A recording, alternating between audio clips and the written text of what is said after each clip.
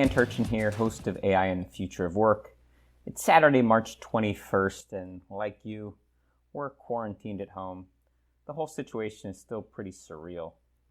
We're adapting, but still anxious about when normal will return and, well, frankly, what it will look like when it does. We're trying to do our part to help those in need who are impacted way more than we are. This week, we're resharing a special episode of the podcast about the future of remote work with Jordan Husney, CEO of Parabol. Jordan talks about creating a culture of productivity for remote teams. He's been building software for years to make the world smaller for teams that span borders. We recorded this back in August of last year. At the time, we had no idea we'd be wrestling with a global pandemic in a few months. Hope you're home safe and doing your part to help those less fortunate. The following audio discussion is from episode 6 of Astound's podcast series, AI and the Future of Work. Host Dan Turchin, co-founder and chief product officer at Astound, welcomes special guest Jordan Husney, CEO and founder of Parabol, to discuss the future of work for distributed teams. Hear about his entrepreneurial journey, advice for founders, and plan for making meetings feel less like meetings. All right, good morning, good afternoon, and good evening to those listening to us around the world. This is Dan Turchin here with another exciting episode of AI and the Future of Work.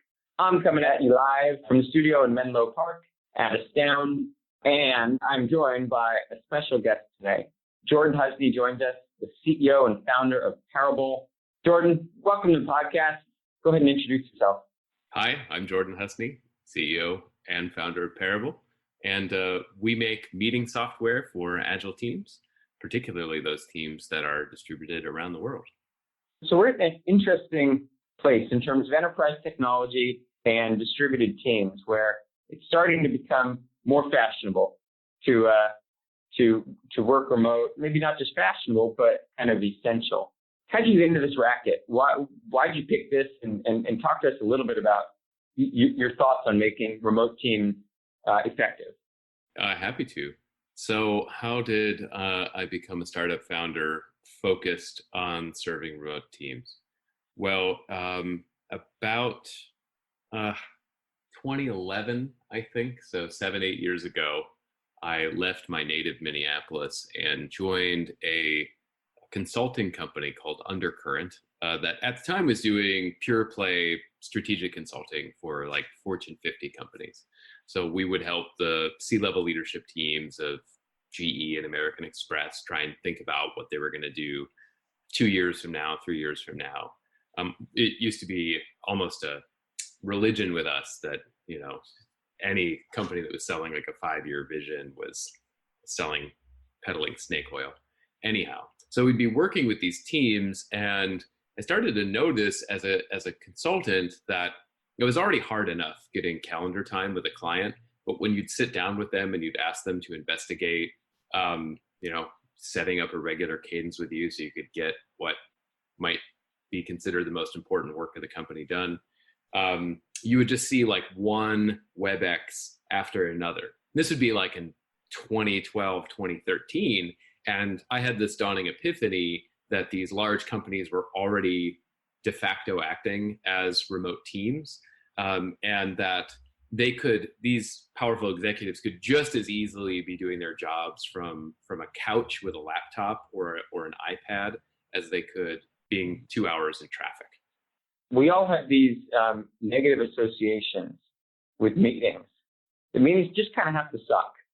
And along come companies like Parabol and maybe other technologies and try to convince us that teams don't have to be local and meetings don't have to suck. What are the kind of technical underpinnings that will kind of catalyze that shift? Well, I think that there have been many companies that have attempted to take a crack at making meetings less painful. And our thesis is a little bit different in that, if we pick something that came before, there was do.com for many years. Really great brand, interesting product. I think it's very difficult to uncouple the transformation of people being increasingly remote from the need for these specific tools. And so the first question I would ask is why all of this focus on remote work now as opposed to any time before? And I think that it's intriguing to think about that we are beginning to take the internet for granted. When I was a teenager, I say when I was in middle school in the mid 90s, and the internet was really just newly becoming accessible to everyone. There was a lot of talk about how the internet was going to change society, and in fact it did. I would argue that in 2019, the internet is still not done reshaping society, but we take it for granted as though it has. And I think what we're seeing is the wave front of this massive change start to hit bits of the knowledge working labor market that it really hadn't before. And we're also seeing that coupled with some very important economic shifts in the traditional tech hubs of, San Francisco, New York, London, Berlin, et cetera, where it's suddenly starting to become prohibitive for early stage companies to find workers in the local market that are cost effective. And similarly, so there are lots of workers that are accessible all throughout the world. And I think, that's just knowledge working in the developed world. Just wait until this shift starts to hit other parts of the globe. Anyhow, what we're just beginning to see are team practices that actually are capable of scaling across the two things that make remote hard, which is distance and time zone differences. And what we have observed is that discipline around your meeting rules of order, if you will, is the thing that really allows you to function or not function. But for a distributed organization, for a remote organization, it's an existential problem. If you don't get that brick in place, then you don't exist as a company. For every other company that's been around for decades, you don't have to worry about it. You can just get on a status call and you can just yammer as much as you want. There can be no agenda. You can let that windbag just take the time and run with it.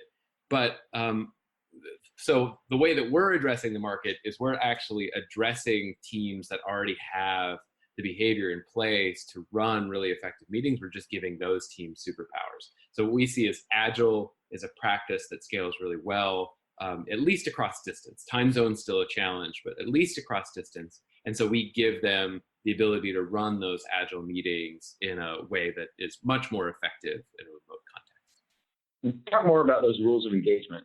What do the best meetings have in common that make them different? Yeah, okay, that's great. So in the Agile world, although there are many different kinds of teams that practice many different kinds of Agile, in general, you have a few activities that all teams do. So you have a planning meeting where you're going to take a list of all the things that you could do and you're going to put them in priority order. You're going to have a stand-up meeting where you're going to check your progress toward what you committed to try and do during the planning meeting. And then at the end of a fixed work cycle, like 2 or 3 weeks, that's often called a sprint, you're going to do a thing called a retrospective. In any of those meetings, the thing that unites them all is that they tend to have a pretty fixed agenda, meaning that people know that the first part of the meeting is going to be, let's just use the planning meeting, is going to be used to take a look at all the new items and see where they might be inserted in the backlog. And then what they're going to do is they're going to take that backlog and they're going to see how many things fit within the current sprint window. And then they're going to look over those things and they're going to make sure that they're defined well enough that people could independently take those tasks and get started. Those steps, because they are repeated and the inputs to the meeting are variable, meaning like what might be on the list could change, but the operations on those things are fixed, make that meeting feel less like a meeting and more like some kind of ritual, or as they're called in Agile land, a ceremony. And because people know what they're there to do, there's a purpose to the meeting, and they know what the inputs and outputs and the steps look like, people tend to stay really task focused. And there's less of the dark side of human behavior where because like nature abhors a vacuum, and if you just have an undefined block that's like, this is our, weekly team meeting, say, you just call the thing just a team meeting, what you'll find is people trying to compel each other to the thing that they are most interested in doing. And in really dysfunctional teams, sometimes that's just like some narcissist wanting to do all the talking, et cetera. So how do you rein in the narcissist? There's always going to be the rogue actor. How do you prevent that? So for us, what we try to do is use transparency as a design principle in order to help create equity in meetings. It doesn't fix everything, and this is a really hard problem. In our software, we have a very generic meeting type that people can start called an action meeting. And for your listeners who aren't remote, it's really important for you to kind of like pretend that you are.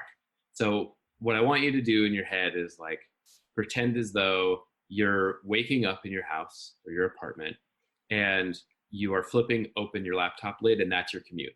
So all of a sudden you've gone from not at work to at work. And what you can't do inside of your living space is you can't just go walking down the hallway to go and tap someone on the shoulder and be like, hey, excuse me, I'm wondering if you have the latest information on Project X or whatever. Similarly, so I want you to imagine that your colleague might be a few time zones distant from you. So it might even be difficult to pop open Slack and do the same thing. And, be like, hey, Jane, like, I need this information on the documentation for Project X. You can't do that because maybe Jane and her family are out to dinner, or they're putting the kids to sleep, or whatever the case is. So the first challenge that people are going to run into is how do I get what I need so that I can do my job when I'm having difficulty reaching my colleagues? That's job one. The way in which we solve that is we make it easy to collect a list of agenda topics when people are just working by themselves. But they're like, oh, I can't reach Jane. I'm going to add a thing to the agenda that's going to be Project X documentation or Project X budget or whatever the item is. What that does is something very powerful, even though it's a very small feature of our product, where when you join the meeting, there's an agenda that has been built dynamically. And what that does is it creates this transparent condition where if the narcissist starts running away, somebody could say, hey, Bob, let's say that Bob's our narcissist. Bob, there are 10 other items here. And, I see that Jane needs 4 things and Bill needs 3 things, and so on and so forth. And that's the first step. The next step that is important is, again, the ritual and cadence. And so our action meeting, which is this thing that collects the dynamic agenda, its steps are always the same. What happens is people join the meeting, they check in. So our thing will actually facilitate a check-in round where people will quickly share something that's not work related. That actually also helps combat the either people that tend to be too quiet in meetings or people that talk too much, because it sort of refreshes everyone that we're all here together, you're primed to talk. Then there's project updates. So our product will import the tasks that have changed since the last time that the team met. And everyone gives a quick update, which might generate more agenda items. And then the agenda is processed into next steps. And the way that everyone should feel when that meeting ends is that everyone knows exactly what next step they're responsible for. And they feel as though they have gotten what they need. And what we find is that by giving people a very meaningful, specific kind of meeting versus something that could go any direction, allows at a minimum people who are remote to get together and get specific value out of their time together, meaning they know what they need to do next. And if that happens for everyone, then we've won, more or less. The check-in feature is brilliant. I confess to not having heard that before, but I'm going to co-opt that. It's something that in the product right now, when we look at our adoption, and this I don't think will be a surprise to the product designy people in the audience, we had a strong opinion about including it in the product. And so we made it on by default. And we found that there's a lot of drop off in the adoption funnel. When people are confronted with that check-in round, they're like, whoa, I don't do this. This is not my intrinsic behavior. Like, it's way too fluffy. Like, it spooks me out. But it's one of these things where, like, if you make it past that feeling and you do it, then you're like, this is my favorite thing about the product. It's a really funny thing. The beauty of it is that even if they turn it off and there are continued interruptions, then you turn it back on. It's a That's placeholder, right, to mitigate that behavior. Yeah. Brilliant. I love it. So we've all heard about the two pizza rule that kind of regulates optimal team size. Talk us through what are the best practices for how big a team can get?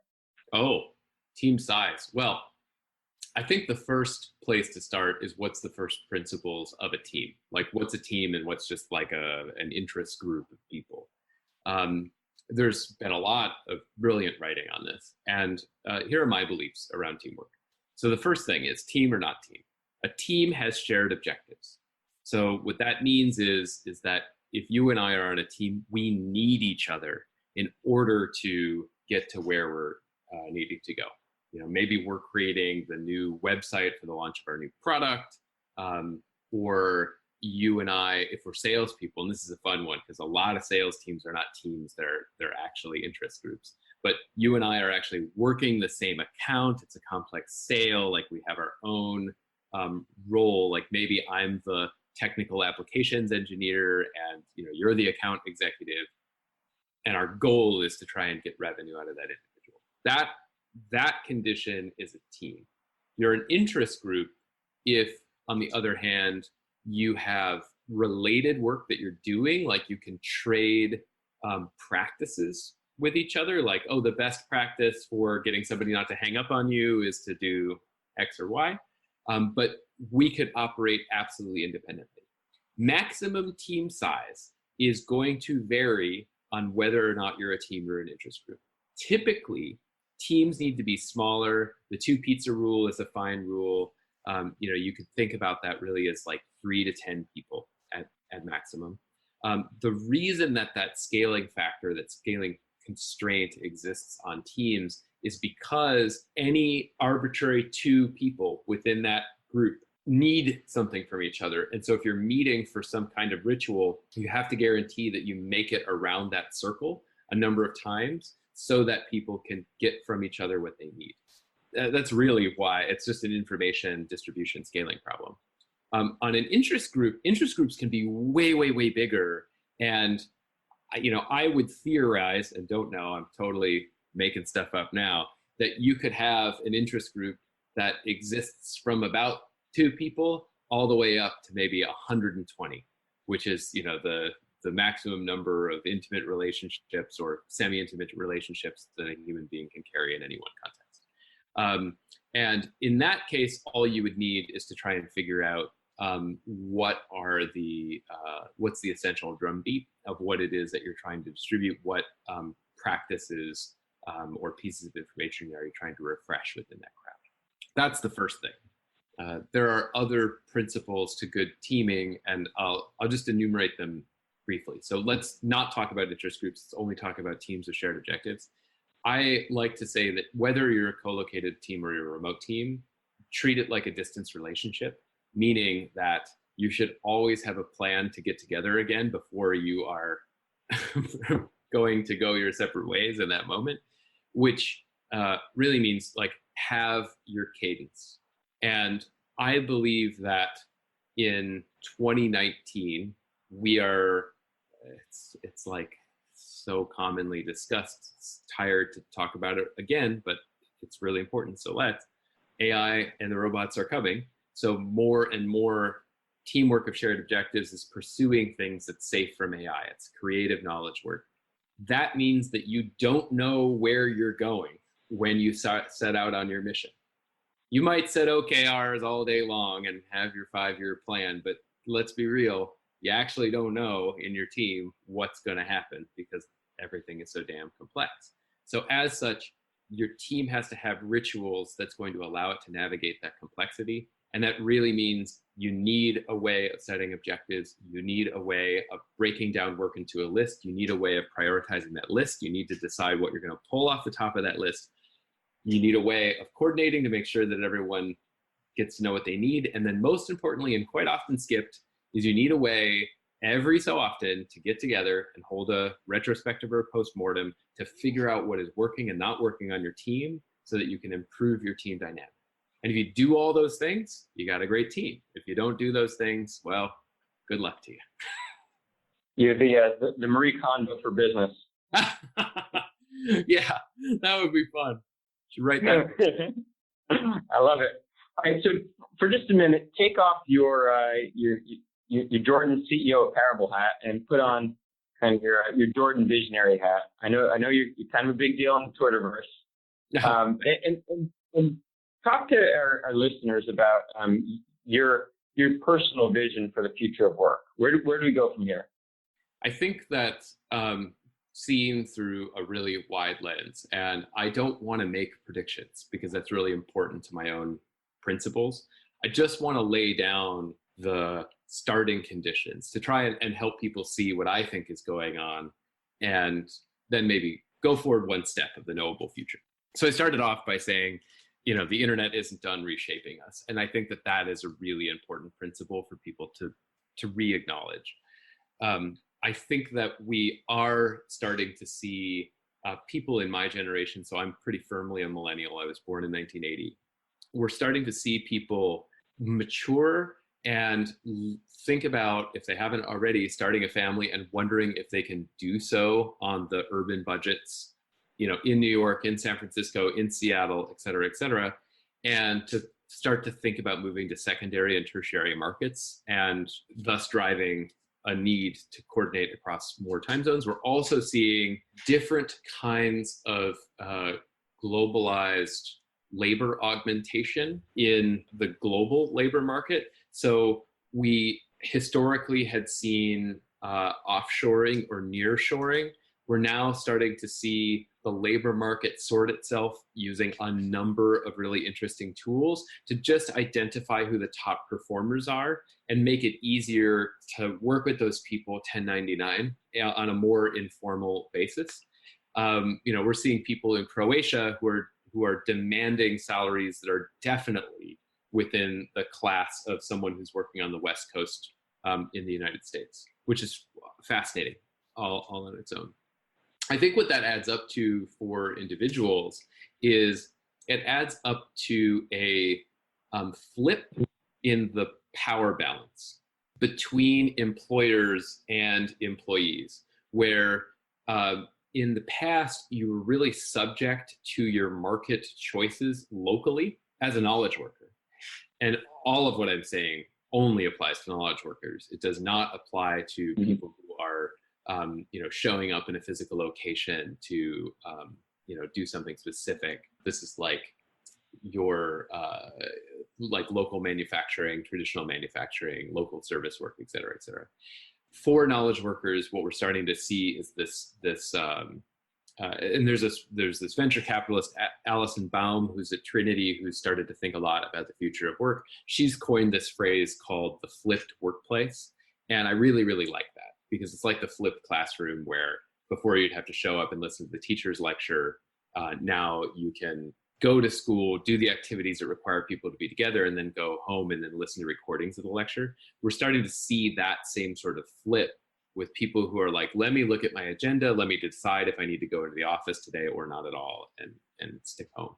Just that principle alone of a more evenly distributed geographic knowledge workforce is already a titanic shift in the labor market. And it's one that's super messy and really hard to predict what exactly is going to happen, but it is a thing that is happening. I think at the very same time, what you're seeing is new opportunities opening up for local service workers, because you're starting to see some local vibrancy in smaller economies now, which is really cool. Much of service work is highly resistive to the inevitable shifts of artificial intelligence and automation. I think those two principles are enough to kind of like start and dream and think about what the world is going to look like. Good insights. Thought-provoking. So we have time for a couple more questions. I got to get these in. The thing that has most surprised you about being a founder? The thing that is most surprising is just we could not be talking about founding. We could be talking about anybody else's lived experience, and to realize that you really don't know what it's like until you've actually done it yourself. I think the thing that has really surprised me about being a founder is just how hard the job is, but in ways that I didn't expect. I had been a manager before. I had led teams before. I had a lot of privilege and been fortunate to try on different skill domains, whether they were technical or non-technical, et cetera. And so I felt pretty confident about those things going in. What I didn't recognize about being a founder is just how much of a struggle it is with yourself emotionally. I didn't realize that running so close to the red line for so long, whether that's financially or it's just energy-wise, like how many hours you can work in a day, trying to balance everything else that one does normally just to be alive and be a member of a community and a family and so on, how that really takes its toll over the course of many years. That's something that was really surprising. I think the positive shade of that is I also didn't realize in this country specifically just how much support there is if you take advantage of it, because there are so many other entrepreneurs who are similarly off kilter, where like they've decided that this is what they're going to do with their life too. Just how if you're vulnerable and you start sharing how easy it is to both relate and then get very specific assistance from like actual groups who help you with whatever it is that you need help with.